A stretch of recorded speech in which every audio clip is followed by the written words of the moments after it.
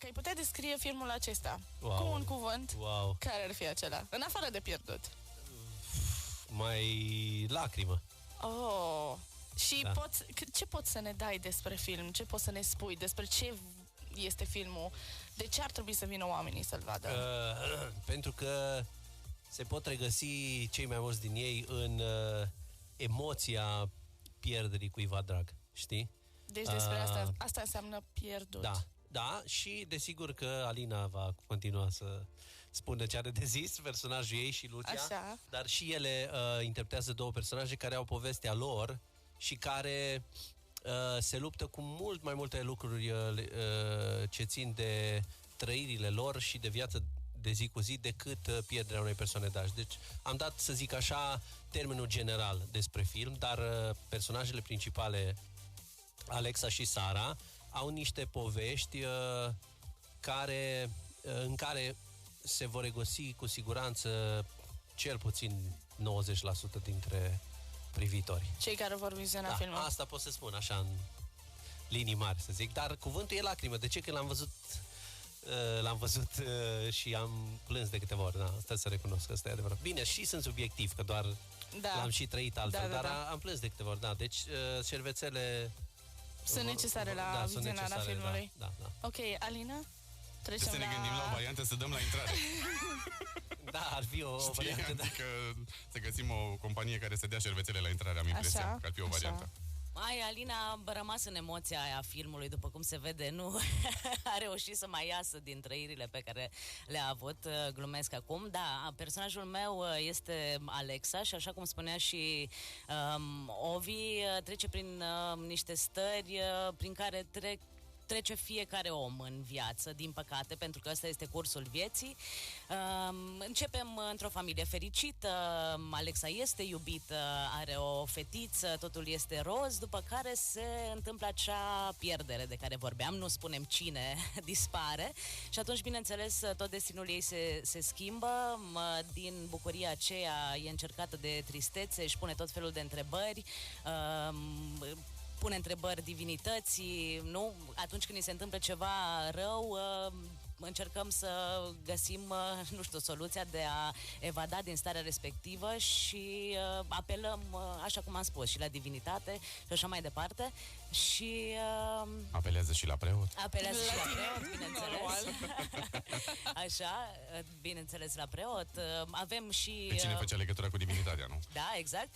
Și apropo de întrebările astea, mai avem și mersul la psiholog, care e foarte la modă în ziua de astăzi. Din păcate, eu am zis așa cu zâmbetul pe buze, dar din păcate, dar e bine că e introdusă în film acea secvență cu psihologul, pentru că trebuie să încurajăm lumea ca atunci când trece printr-un moment greu să apeleze la cineva, să aibă curajul să apeleze, să ceară ajutor, pentru că singur ajungi foarte rău, ajungi să te distrugi și bineînțeles ca o nu știu, concluzie, nu se lasă personajul meu pentru că, și merge mai departe pentru că are pentru cine lupta, așa cum am spus, are o fetiță minunată și restul vedeți la film. De-abia aștept să vărs și eu acea lacrimă de care zicea Ovi, am vărsat și în film, dar de-abia aștept să o vărs și la vizionare, așa că nu uitați, 7 aprilie ne vedem în cinema. 7 aprilie, da. Bine! Lucia, următoarea la... Așa, mutăm microfoanele. Bună dimineața, Lucia! Ai legătura, cum se zice, da. Bine v-am găsit. Mă bucur să fiu aici cu aproape întreaga echipă. Într-o altă ipostază de data asta, nu? Da, din filmul Pierdut. Ce a însemnat Pierdut pentru tine? Eu interpretez rolul Sarei, o femeie independentă, dar care a avut parte de câteva relații eșuate, iar ultima dintre ele fiind cu un om abuziv, un om care consuma droguri, un om care era bețiv. Și din cauza denunțului ei, el se află în închisoare. Și de acolo începe o întreagă poveste. O poveste care a adus în viața mea sentimente de frică, sentimente de panică, de iubire, de iertare, un scenariu scris foarte bine și pus în povestea mea. Cum am spus, povestea mi-a dat și mie ca persoană ca Lucia de gândit, dacă aș fi pusă în fața situației, în viața de zi cu zi, cum aș reacționa. Și vreau să spun că filmul, chiar vorbeam cu niște apropiați de-ai mei și m-au întrebat dacă eu aș vedea acest film, nu știu, reclama trailerului sau ceva scris despre el, dacă eu aș plăti un bilet la cinema sau dacă stau acasă și butonez Netflix-ul și m-aș uita. Da, este un film la care eu aș merge la cinema, făcând abstracție că joc în filmul acesta, pentru că este o poveste de viață pe care multe persoane o trăiesc. Și finalul, acum ascultătorilor o să-l vadă dacă vin la film. Atât. Îi așteptăm în cinema din 7 aprilie. Așa este și având în vedere că au vorbit cele două personaje cum ar veni principale, atâta vreau să spun și eu văzând lucrurile din exterior, pentru că eu mai mult decât în film am fost în exterior. Deci au fost momente în care pur și simplu mi s-a făcut pielea de găină pe mine, la momentele alea powerful, alea de lacrima de care spunea Ovi. Mai ales că tu, Livi, ai fost mai implicat acolo cu aranjatul în scenă, cu toate lucrurile, cu alte scenarii, cu ce n-am făcut. Ai cam surprins tot, pentru că noi, colegii care am apărut în mai multe secvențe, nu ne-am întâlnit în toate. Da, și atunci unele le ratam, știi? Da, practic, oricum a fost o chestie interesantă să văd cum s-a dus filmul în fiecare secvență, a fost foarte tare. Tu, de fapt, ai văzut developându-se. Da, chiar sunt curioasă ce a ieșit Indian. Și apropo de developare, avem pe cineva alături de noi, care se descurcă foarte bine la capitolul ăsta. Bună dimineața, Cristian, nedeveloper. Nu mai mă cu film acum, nu mai. Hai, acum. Mai, rolul meu... Am căutat și noi cuvântul potrivit și ne strici povestea. Știi ce e frumos la lumea filmului? Faptul că poți ajunge să trăiești anumite personaje, poți fi mâine criminal, astăzi poți fi un om bun, poți fi un preot, uite, de la știri direct la preot, acum dacă am putut, rămâne de văzut, cum se zice, știi? Deci, altfel mă simt acum stând lângă un părinte. Costin Dilea este numele meu în film. Sunt un avocat, dar nu numai un avocat, ci un prieten al lui Rodin. Un prieten care este aproape de cei de care trebuie să fie aproape. Nu toți iubesc neapărat prezența mea în film sau o iubesc în modul în care vor să aibă ceva de câștigat. Te referi la colegi? Nu, mă refer la cei din film. Okay. Ideea este că eu citesc testamente, dau acolo vești bune, mai puțin bune. Sunt un prieten loial care încearcă să fie aproape, dar nu vreau să dau mult spoiler din film, dar în același timp bine ar fi să venim să-l vedem, nu pentru că e un film făcut foarte fain și scris de prietenul nostru Ovi, ci este un film care are un mesaj de transmis până la urmă. Pentru că un film bun, din punctul meu de vedere, trebuie să transmită ceva. Acum, dacă doar ne uităm la un film în care s-au băgat mulți bani și doar atât și nu transmite nimic, e un film acolo, să mai fie un film în prost. Dar filmul ăsta, nu pentru că jucăm noi și nu vrem să-l lăudăm noi, chiar este un film bun. Așa e bine să laude cei care îl vor vedea, cu siguranță. Da, cu siguranță. Așa că vă așteptăm pe data de 7 aprilie la premieră, sunt un număr cât mai mare, să trăim cu toții povestea pierdut de acolo, din sala de cinema. Uite, o întrebare la care m-am gândit acum ad hoc, în afară de a fi părinte, că nu vine de la părinte întrebarea asta, vine de la mine ca și realizator de radio, și anume dacă Ovi știe de vreo avantpremieră cumva? O să mut. Că tot ai zis tu de premieră, știi, avem cumva vreo avantpremieră sau nu? Nu va fi, nu. Acum se montează căști, se dă jos lumini. Nu dărâmați deci Cristi se asigură că niciodată nu vorbesc la microfon fără căști. Da, îi face bine ce face. Nu va fi o avantpremieră. Va fi doar... Încă se obișnuiește și de-aia să întrebăm se obișnuiește la case mai mari, vorba aceea. Noi, din mai multe motive pe care nu o să le expun aici, am ales să lansăm direct în aceeași zi în toate locațiile și cu avantpremiera e mai complicat, cel puțin la nivelul ăsta al nostru, și acum e și a început 2023 cu un program destul de încărcat, sincer, și asta e bine într-un fel pentru public, pentru mine sau noi ca și casă de producție, nu, că e destul de multă aglomerație și în momentul în care e destul de multă aglomerație pe filme și filme românești bune și cu buget bun și filme internaționale, îți dai seama că își caută fiecare locul. Da, și prioritare sunt cam producțiile mari, ăsta e adevărul. Și pentru noi era destul de complicat și cu avantpremiere, și ca spațiu în săli și așa mai departe, da. Dar probabil cândva vom avea și cu avantpremiere. Cândva, nu știu. Momentan lansăm în 7 aprilie în toate locațiile. Ca și locații, ce le pot spune celor care ne ascultă acum? Poate sunt și din alte părți?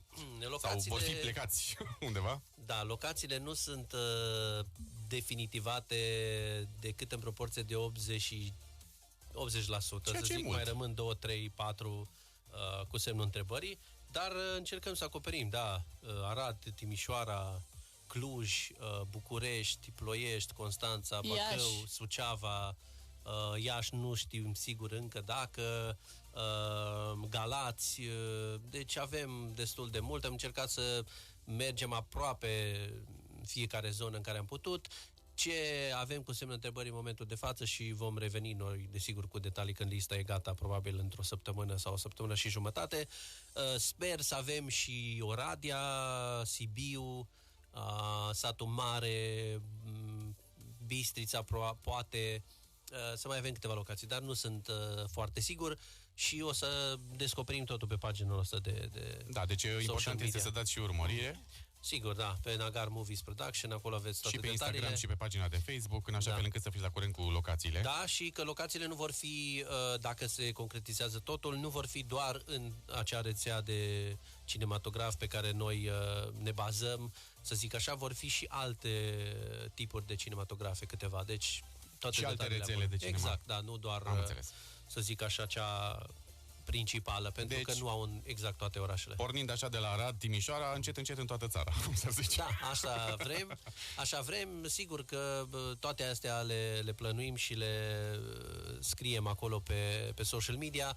Încercăm să fim prezenți, desigur, la Arad, la primele 2 difuzări și după aceea să mergem cu o parte din echipă, cea gălăgioasă, cum suntem noi, să încercăm să mergem măcar pe lângă Arad, la Timișoara, la Cluj, poate Oradea, dacă se concretizează, să mergem cu o parte din echipă și pe acolo să facem niște gălăgie, cum facem noi de obicei. Da, cam astea sunt acum, în momentul ăsta, datele probleme. Deci avem vest, centru, puțin, sud, un pic, Moldova, zona aceea. Deci încercăm că data trecută am fost, să zic, în mai puține locații, dar încercăm acum, da, mi se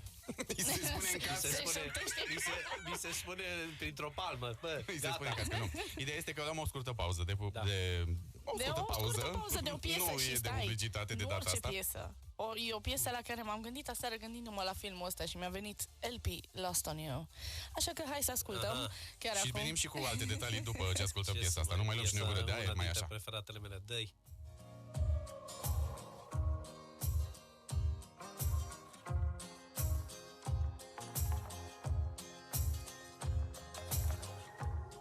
LP Lost on You, avem aici, bine, avem și niște featuring, ca să zic așa. Avem nume mari în studioul Joy FM în această dimineață. Așa o lacrimă în timp ce ascultam piesa, dar s-a răzgândit și s-a dus la provocare. Practic, la cât râs e studioul Joy FM, auzi, la cât râs e aici, de unde se mai iasă și o lacrimă? Da. Las că ies imediat. Așa. Până una alta, nume mari în studio, nu? Nume mari aici. Ce te-ai machiat? Ce ai făcut? Ce? Te-ai pregătit, ai zis.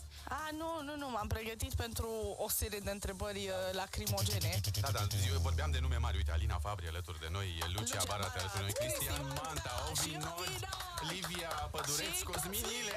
Noi n-am plecat. Loneta, da. Având în vedere la câtă lume e, noi puteam să plecăm, sincer. Adică puteau să facă ei emisiunea și noi să o privim din afară. Să ne luăm zi liberă astăzi, și noi nebuni. Cu toate că nu ne-am luat, uite, am vrut să fim parte aici la nebunia asta. Pentru că e o nebunie frumoasă și așa se face la sfârșit de săptămână, să intri pe vibe de weekend, cum s-ar zice, nu? Da, și pe vibe de weekend, având în vedere că vorbim despre filmul acesta, acesta se numește Pierdut. Da. Cazul care cumva ați ratat această informație. Și va fi premiera pe data de 7 aprilie, așa că nu ratați, puneți asta, save the date, cum se zice, în ultima perioadă, da, și puneți în calendar și în agenda toată povestea, pentru că nu vreți să ratați un asemenea film în care noi suntem prezenți, noi ne facem partea, bine, asta a fost deja așa un fel de praf de stele, știi? Cu toți cei care sunt în această dimineață. Deci, să încep cu seria de întrebări? Hai că dacă începem vrei seria să de fii întrebări. killer, Urmează întrebarea? Nu, la noi nu e roșie. Și nu ai 20 de secunde. Pentru că Bine, nici covorul de la Oscar nu mai e roșu și de-aia nu e roșie nici întrebarea, ca să știți. Ca să nu roșu, să nu de la palme, să nu fie cu sânge. E mai șampanie. Deci dacă vreți din seria întrebări roșii, care a fost cea mai grea parte din realizarea filmului? Ovidiu? Toată lumea se sustrage acum, ca să înțelegi. Domnul regizor. Nu, că credeam că e pentru ele. Cea mai grea parte? Deci dacă ar fi doar una, ce bine ar fi. Timpul. Spus tot. Timpul a fost cel mai mare cea mai dușman. grea resursă, nu? Cel mai mare dușman a fost al nostru timpul. Cred că timpul. Locații care se schimbă pe parcurs, sau obicei așa se întâmplă la filmări. Da. Dar timpul cred că a fost cea mai mare problema noastră și cel mai greu și nu lucru. te referi la vreme, nu? Nu. Okay. Timpul pentru filmări, locațiile, ne-am bucurat că mulți oameni au fost generoși cu noi și ne-au dat locațiile lor. Și deschiși să participe la proiect. Unii chiar au zis, uite, vă dăm locație, dar nu vrem să apărem pe niciunde, deci nici nu ne trebuie reclamă, dar a fost ok din punctul ăsta de vedere, însă în momentul în care cineva îți dă o locație sau te ajută din punctul ăsta de vedere, îți dai seama că în unele locații nu poți să stai o zi întreagă la filmare. Și aici a fost, de fapt... Știi cum se zice, omul vine, dar mai și pleacă. Da, mai și pleacă, da. Și cred că cel mai greu a fost a gestiona timpul. Și asta a fost. După aia, sigur, post-producția și toate alea, dar nu mă plâng că le fac din plăcere și pasiune și abia aștept să mai... Olivia, care să gestioneze lucrurile. Da, e adevărat și asta. Olivia, ca să precizăm. Păi dacă nu ai... Cine are Olivia să-și cumpere. Da, asta a fost. Deci gestionarea timpului, pentru că noi am filmat la foc automat vorba aceea, deci timp de 2 luni. Bine, nu fiecare zi, dar aveam câte 2-3 filmări pe săptămână. Altele începeau seara, pentru că aveam nevoie de cadre de seară și așa mai departe. A fost ceva ce a început seara, s-a terminat dimineața? Nu. Cred că producția doar. Producția, da. Producția nu știu când e zi, când e noapte. Deci, am vrut să ating și subiectul ăsta, că e important. Dar ajungem și acolo, abia aștept să ajungem momentul în care filmăm ceva, începem seara și terminăm dimineața, dar ar fi interesant. Va fi. Pentru fete, Lucia și Alina, ele au fost actrițe principale. Pentru voi, care a fost partea cea mai grea în realizarea filmului? Lucia sunt. Așa. Pentru mine, nu cred că a fost ceva foarte greu. Povestea în sine a fost foarte emoționantă. Adică, așa cum am spus mai devreme și mă repet, a fost o lecție de viață și pentru mine, cumva, ca și om. Și am rămas cu anumite gânduri sau am plecat cu ele acasă, ieșind din scenariu, dacă eu aș face ceea ce am făcut în film sau dacă aș fi atât de puternică sau dacă aș ierta sau nu ierta. Având în vedere că rolul este rolul unei persoane într-o relație foarte toxică. Da. Deci nu a fost greu, a fost interesant. Am trăit povestea acolo. Și am plecat cu ea acasă, mi-a dat de gândit. O lecție pentru mine.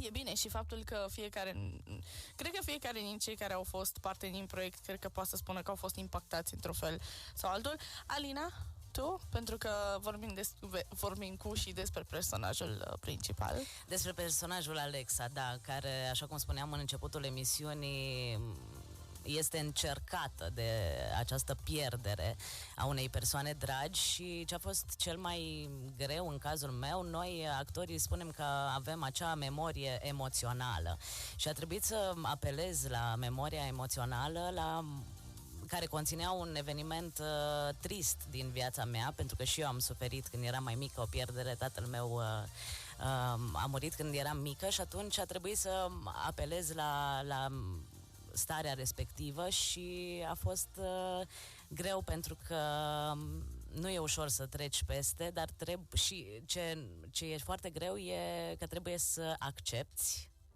și să nu rămâi cu furia aceea că de ce nu s-a întâmplat altfel sau cu acest lucru că ce puteam eu să fac să schimb asta, pentru că nu noi luăm hotărârile, mai e cineva și deasupra noastră a oamenilor de pe pământ și atunci trebuie să accepti. Și atunci asta mi-a fost mai greu mie, să apelez la acea memorie emoțională de care vorbeam, dar asta m-a și ajutat în cazul personajului, pentru că am reușit să scot adevărul din situația respectivă. Și practic când ai zis tu noi actorii, ești cea mai în măsură să zici chestia asta, știi? Corect. Da, adică... într-adevăr, eu am terminat o facultate de teatru și predau teatru la Colegiul de Artă, dar întreaga echipă a muncit foarte mult și... Iar noi am avut de învățat de la tine, cred, foarte multe lucruri, asta e clar. Și eu de la voi, pentru că dacă pui pasiune cu adevărat în ceea ce faci, nu mai contează diploma.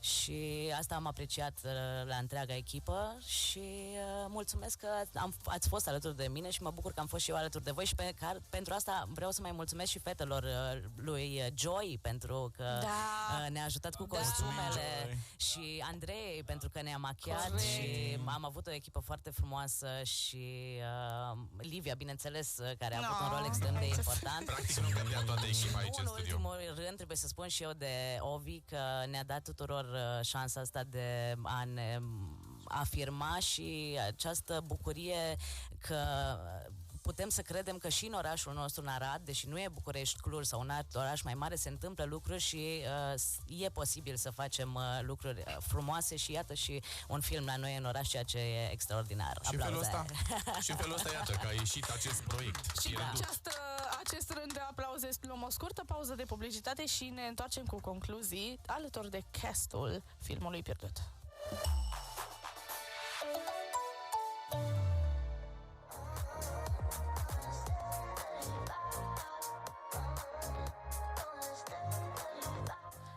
Și 50 de minute am revenit în studioul JFM alături de o parte din distribuția filmului Pierdut, film pe care îl puteți regăsi în cinemauri începând cu data de 7 aprilie și ne vedem acolo cu siguranță, mai ales. Practic o să ne vedeți și în sală și pe ecran, pe unii dintre noi, nu? Pe toți. Pe toți. Că am vrut să găsesc unul care nu-i, dar nu e niciunul acolo. Nu, din studioul acesta avem așa pe rând, deci ne luăm pe rând. Până și colega noastră de la tehnic. Hai să începem cu ea. Luneta Pușca și este parte din film. Care dacă vrea ne taie vocea, da, aici sunt părintele. Cosmin Ile este părintele. Livia Pădureț, eu am un rol care mi se potrivește. Ce? Am mai multe? Încearcă să ți le regăsești. Pot să-mi zic rolul? Dar ce interdicție? Ai semnat vreun contract? Vânzător la pompe funebre, la care toată lumea a zis că mi se potrivește. Și mai am vocea pentru 1, 2. Tu dai seama că oamenii nu mai mor ca să nu vină să cumpere de la... Apelul de la dispecerat de la poliție. Operatorul de la dispecerat. Se vor regăsi cu siguranță oamenii acolo. Nu dacă sunați la 112, dacă acolo sigur nu vă răspunde.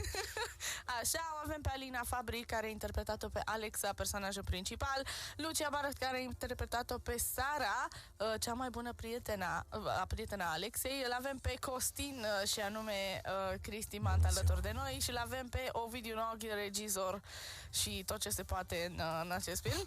Da. Asta vă ok, știi? Și tot ce se poate.